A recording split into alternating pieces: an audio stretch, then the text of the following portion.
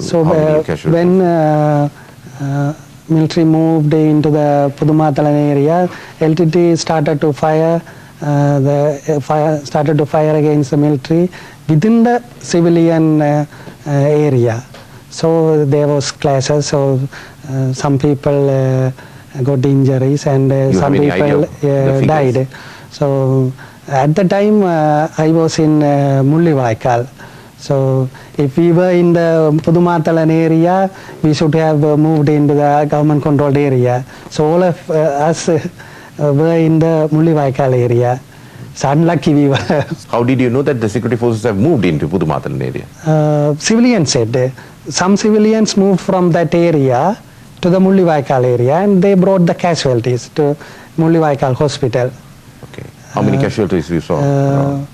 I heard, I did not see directly, but I heard from the authorities roughly 60 casualties brought to that hospital, Mullivaikal hospital. 60. Right. But that day, LTT Voice of Tigers broadcasted as 1,000 deaths and more than 2,000 injuries. But the injuries, how did you get to know that? We heard that broadcast. You can listen. You can listen to it. And they, I think, they gave the same figure to the international media also. Okay. Now let me repeat the same question. You know, with responsibility as a doctor. Yes. With responsibility. Yes. As a responsible doctor. Right. Now we will. I think you just wanted to recall another incident here. Way back in 2006, when there was an allegation, or maybe from the international report we heard the international report or international media keep on saying that the Sri Lankan Air Force bombed the Senchole, Senchole area, where the LTT said that there were school children, but the government of Sri Lanka said it was there was a training camp. What is your actually what happened there was Senchole was a girls children home managed by LTT. It was situated in the Vallibunam area since 1998 to 2005. Then they moved the children's home to Klinochi in the latter part of 2005. After that, LTT used that premises, the earlier Senchole premises, that is in Vallibunam near to Pudukudirappu, as their training camp. And in August 2006, they selected AL students, boys and girls, and they brought the girls to this Senchole camp. It's actually used for a military purpose, but earlier Senchole was there, so they termed it as a Senchole camp. LTT only termed that, but proper Senchole children's home was in Klinochi. So how did you get to know that? No. You heard from others, or maybe you? No, lot of people know. Functioning in Senchole, and I treat Senchole children also. So they said now they are in Klinochi. What was they selected the AL students to give military training, 2 weeks military training. Okay. Their thinking was they want to use that crowd, the AL students, as a potential recruit in the later days.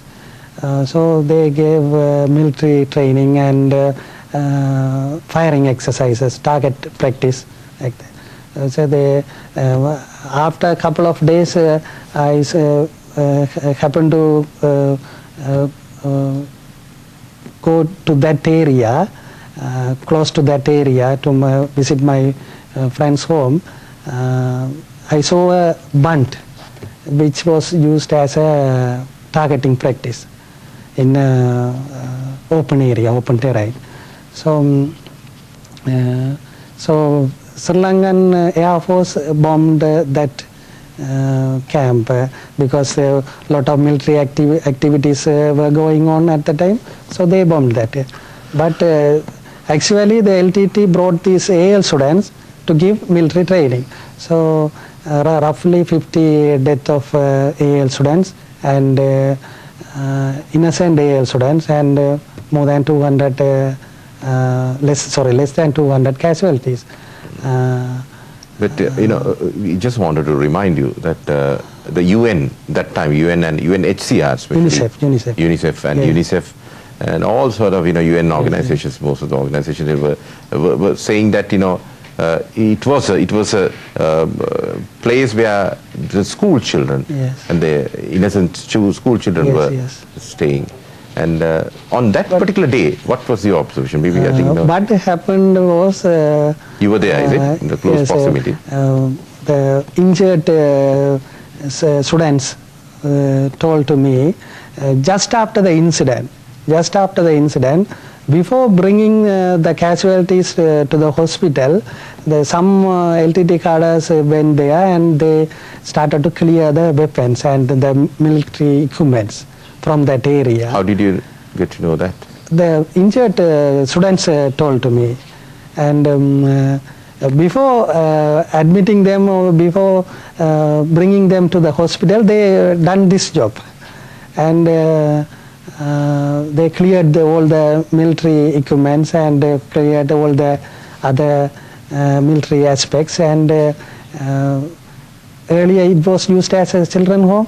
So they brought the UNICEF representative to that area, and she thought it was now also it's a children's home. So she issued a statement. It's a children's home was bombed, and the LTT, the authority gave the disaster management training to the AL students.